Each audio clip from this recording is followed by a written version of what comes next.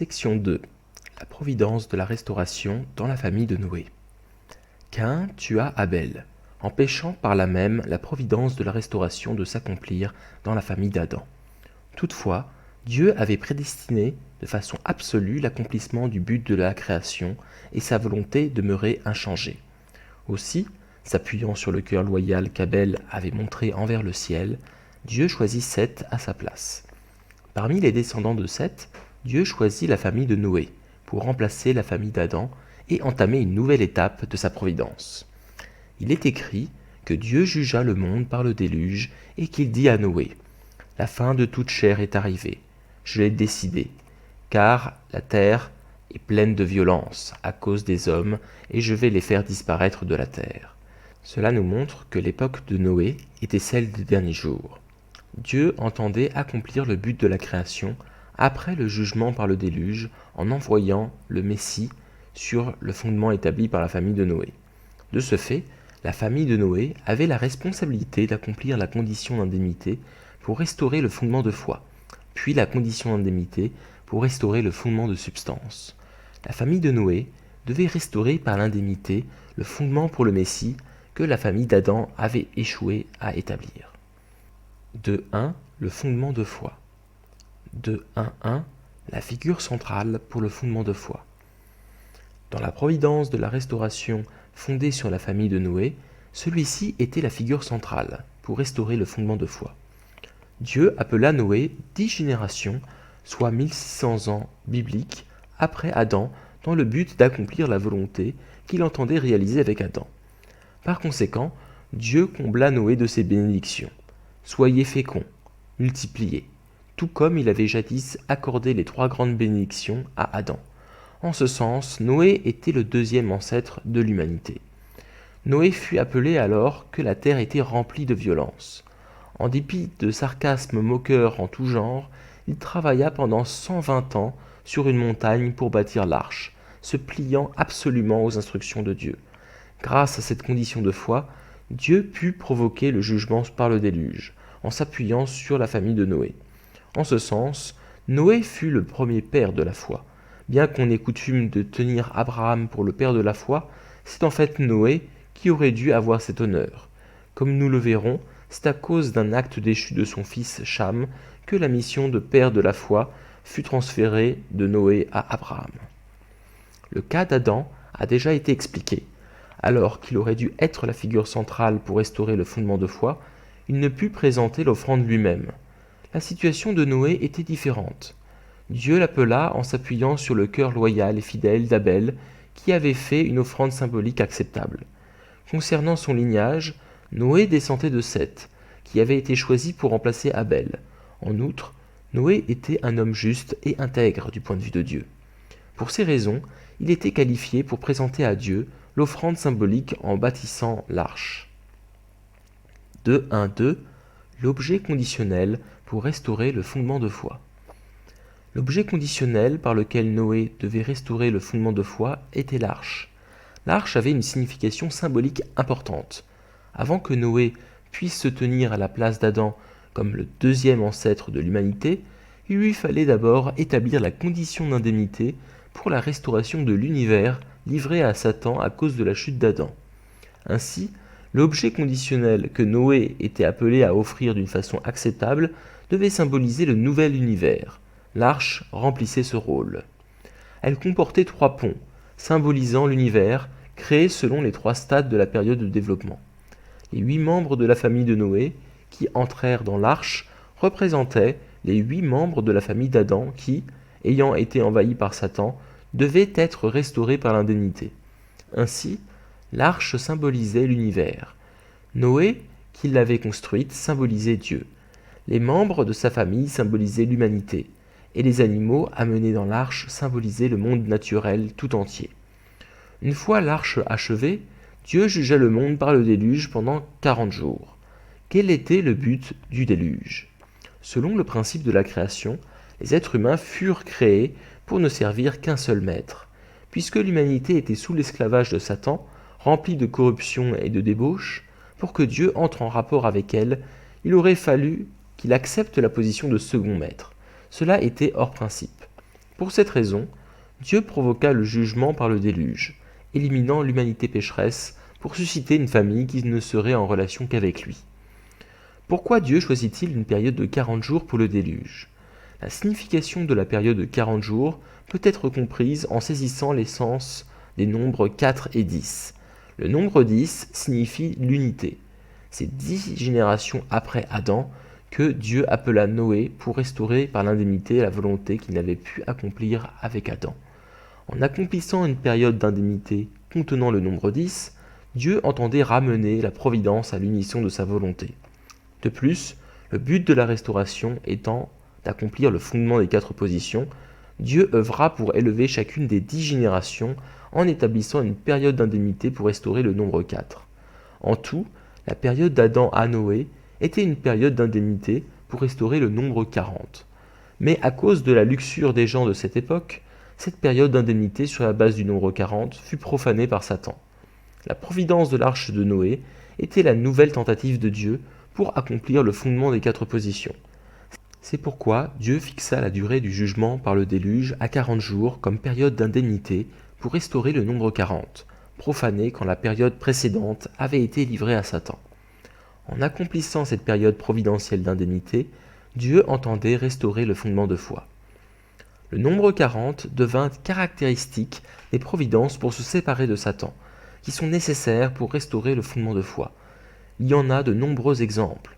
Le jugement de 40 jours par le déluge à l'époque de Noé, les 400 ans de Noé à Abraham, les 400 ans d'esclavage des Israélites en Égypte, les 2 jeûnes de 40 jours de Moïse, les 40 jours de reconnaissance en Canaan, les 40 ans d'errance des Israélites dans le désert, les 40 ans de règne de chacun des rois Saül, David et Salomon, le jeûne de 40 jours d'Élie, la prophétie de Jonas que Ninive serait détruite 40 jours plus tard, les 40 jours de jeûne et de prière de Jésus au désert, et la période de 40 jours depuis la résurrection de Jésus jusqu'à son ascension.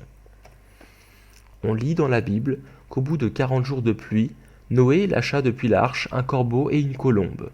Examinons quel développement providentiel futur cela préfigurait, puisqu'il est écrit « Mais le Seigneur Yahvé ne fait rien qu'il n'en ait révélé le secret à ses serviteurs les prophètes. » En bâtissant l'arche et en passant par le jugement des 40 jours de déluge, Noé établit une condition d'indemnité pour la restauration de l'univers. Le déluge correspond à la période de chaos avant la création de l'univers, quand un souffle de Dieu agitait la surface des eaux. Par conséquent, les œuvres de Dieu accomplies autour de l'arche à la fin du déluge de 40 jours symbolisent le cours entier de l'histoire suivant la création par Dieu du ciel et de la terre. Qu'annonçait l'envoi par Noé du corbeau qui tournoya en cherchant un endroit où se poser jusqu'à ce que les eaux aient baissé. Cela signifie que Satan guettait une condition par laquelle il pourrait envahir la famille de Noé. Tout comme l'archange convoitait l'amour d'Ève peu après la création des êtres humains, et tout comme Satan était tapis à la porte, guettant une occasion d'envahir les offrandes de Caïn et d'Abel. Que présageait le triple envoi de la colombe par Noé ? La Bible mentionne que Noé envoya la colombe pour voir si l'eau s'était retirée, mais ce n'était pas le seul but. Noé aurait sûrement pu se pencher par-dessus l'ouverture d'où il envoya la colombe pour se rendre compte par lui-même de la situation. L'envoi de la colombe avait un sens plus profond, se rattachant à la volonté mystérieuse de Dieu. 7 jours après que Dieu l'eut annoncé à Noé, les eaux du déluge submergèrent la terre. 40 jours plus tard, la colombe fut envoyée une première fois. Elle fit des allées et venues, mais retourna dans l'arche faute d'avoir trouvé un endroit où se poser. Et Noé la fit rentrer dans l'arche. La colombe, au moment du premier envoi, représentait le premier Adam. Dieu créa celui-ci en espérant que son idéal pour la création, qu'il avait chéri depuis toujours, se réaliserait en lui comme l'incarnation parfaite de l'idéal divin sur la terre. Toutefois, à cause de la chute d'Adam, Dieu ne put réaliser l'idéal divin sur la terre avec lui. Il fut donc obligé de retirer son idéal de la terre pour un temps et de reporter son accomplissement à une date ultérieure. 7 jours plus tard, Noé lâcha la colombe une deuxième fois hors de l'arche. Or, l'eau n'avait toujours pas reflué et la colombe dut encore revenir. Elle portait cette fois un rameau d'olivier dans son bec. signe qu'il y aurait un endroit où elle pourrait se poser la prochaine fois. La colombe, au moment du deuxième envoi, symbolisait Jésus, le deuxième Adam, dont la venue serait la deuxième tentative de Dieu de réaliser l'incarnation parfaite de l'idéal divin sur la terre. Ces versets indiquent que si le peuple élu devait ne pas croire en Jésus, celui-ci n'aurait pas où reposer la tête, et ne serait donc pas en mesure de réaliser la volonté complète de Dieu sur la terre. Dans cette situation, Jésus devrait prendre le chemin de la croix et revenir dans le sein de Dieu, laissant derrière lui la promesse du second avènement. La colombe revint dans l'arche car l'eau n'avait toujours pas baissé. Par analogie, si les Juifs avaient été plus nombreux à servir fidèlement Jésus, il aurait disposé d'un point d'appui sûr pour se tenir parmi eux. Il n'aurait pas été crucifié et aurait poursuivi sa mission en bâtissant le royaume de Dieu sur la terre. 7 autres jours s'écoulèrent. Noé lâcha alors une troisième fois la colombe. Cette fois, la colombe ne revint plus vers l'arche car le sol était sec. La colombe, au troisième envoi, symbolisait le Christ à son second avènement, qui doit venir comme le troisième Adam. Cela indiquait que le Christ, à son retour, serait sûrement à même de réaliser l'idéal de Dieu pour la création, et que cet idéal serait installé sur terre à jamais. Quand la colombe ne revint pas, Noé débarqua enfin de l'arche et arpenta la terre ferme, lavée du péché et renouvelée. Cela annonçait que lors de la réalisation de l'idéal de la création sur la terre, grâce à l'œuvre du troisième Adam, la Jérusalem nouvelle descendrait du ciel et que la demeure de Dieu serait avec les humains. On doit interpréter les présages contenus dans ce récit à la lueur du principe expliqué plus haut. La providence de la restauration peut être prolongée si la personne à qui la providence est confiée faillit à sa responsabilité. Adam perdit la foi et échoua dans l'accomplissement de sa responsabilité. Jésus dut alors venir comme le deuxième Adam. De plus, s'il arrivait que le peuple juif manque de foi en Jésus et échoue dans sa responsabilité, le Christ devrait à coup sûr revenir comme le troisième Adam. Tout comme une période de 7 jours avait été nécessaire pour créer le ciel et la terre, les intervalles de 7 jours pour envoyer la colombe nous indiquent que la restauration du ciel et de la terre requiert certaines périodes providentielles. C'est sur cette base que, grâce au jugement des 40 jours, la famille de Noé put restaurer par l'indemnité le fondement de foi en suivant le cours dont l'arche était l'objet conditionnel conformément à la volonté de Dieu. 2.2. Le fondement de substance. Noé parvint à restaurer le fondement de foi en construisant l'arche, une offrande symbolique acceptable pour Dieu. Ce faisant, Noé établit la condition d'indemnité à la fois pour la restauration de toutes les choses et pour la restauration symbolique des êtres humains. Sur ce fondement, les fils de Noé, Sem et Cham, auraient dû se tenir dans les positions respectives de Caïn et d'Abel.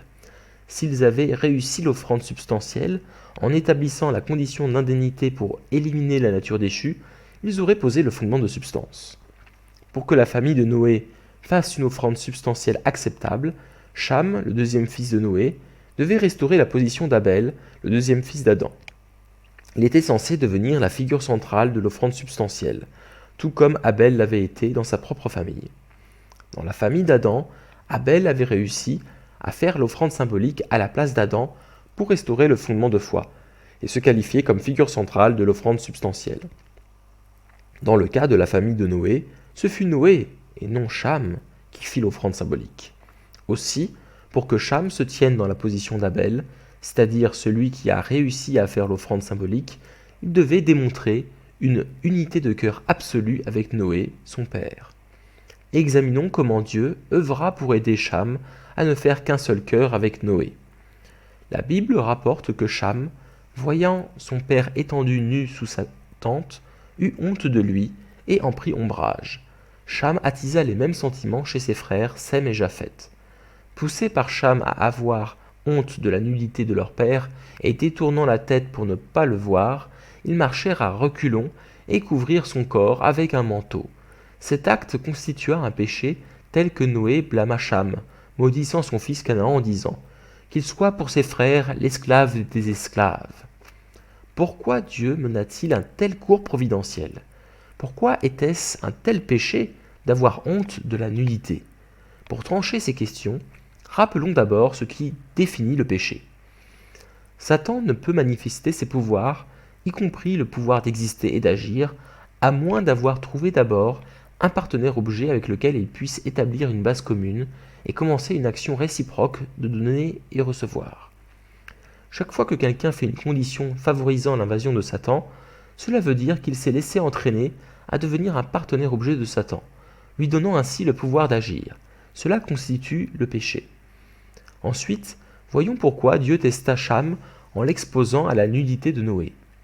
On l'a vu, l'arche symbolisait l'univers, et les événements qui suivirent immédiatement la providence de l'arche représentaient les événements que survinrent aussitôt après la création de l'univers. Ainsi, la position de Noé, aussitôt après le déluge, était tout à fait semblable à celle d'Adam après la création du ciel et de la terre. Adam et Ève, avant la chute, étaient proches dans leur cœur, ouverts en toute innocence l'un à l'autre et aussi vis-à-vis de Dieu. Comme il est écrit, ils n'avaient pas honte de leur nudité. Mais après avoir chuté, ils éprouvèrent un sentiment de honte. Ils couvrirent leur partie inférieure de feuilles de figuier, se cachant parmi les arbres du jardin, craignant le regard de Dieu. Cette honte traduisait leur réalité intérieure, car ils avaient créé des liens de sang avec Satan en commettant le péché avec leur partie sexuelle. En masquant leur partie inférieure et en se cachant, ils exprimaient leur conscience coupable qui les amenait à avoir honte de se présenter devant Dieu. Noé, qui avait rompu ses liens avec Satan grâce au jugement par le déluge de 40 jours, était censé assumer la position d'Adam juste après la création de l'univers. Dieu espérait que les membres de la famille de Noé réagiraient à sa nudité sans aucun sentiment de honte et sans songer aucunement à couvrir son corps. Dieu voulait retrouver le cœur allègre qu'il avait eu en regardant Adam et Ève dans leur innocence avant la chute, en prenant plaisir à l'innocence de la famille de Noé. Dieu permit à Noé de s'étendre nu pour accomplir ce souhait si profond.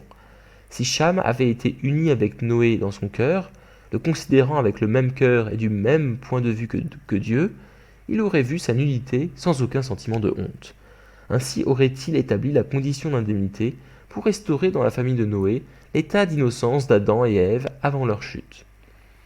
Ainsi pouvons-nous comprendre que lorsque les fils de Noé eurent honte de la nudité de leur père et couvrirent son corps, cela revenait à admettre que eux-mêmes, comme la famille d'Adam après la chute, avaient formé un lien de parenté honteux avec Satan et étaient donc indignes de revenir devant Dieu.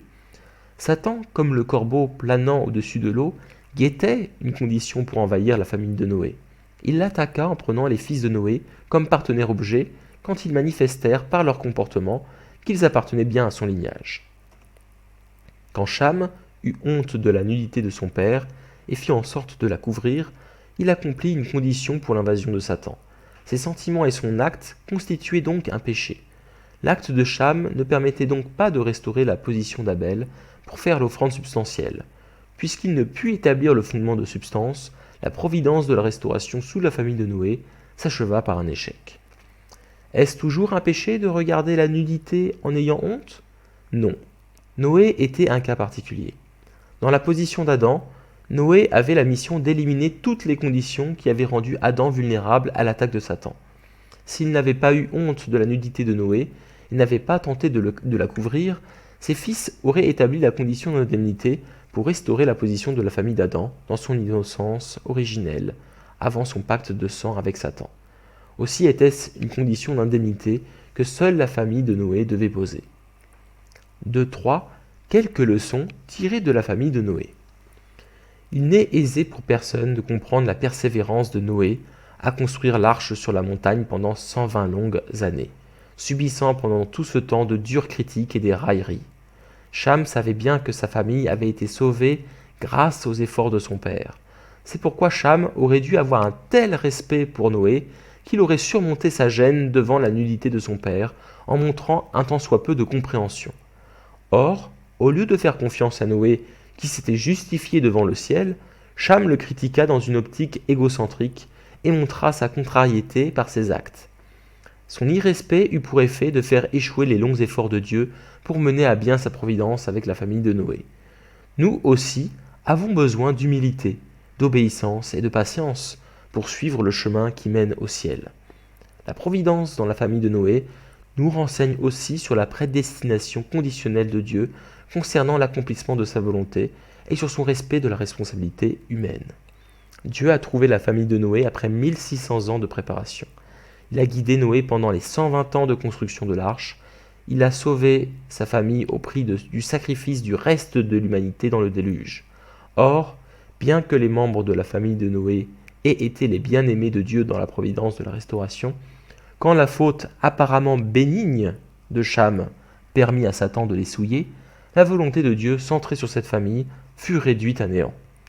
Enfin, la providence centrée sur la famille de Noé nous édifie sur la prédestination conditionnelle de Dieu pour les êtres humains. Bien que Dieu ait fait des efforts sans relâche pendant si longtemps pour trouver Noé et l'établir comme père de la foi, quand sa famille n'a pas su accomplir sa responsabilité, il n'a pas hésité, bien qu'à regret, à abandonner Noé pour choisir plus tard Abraham à sa place.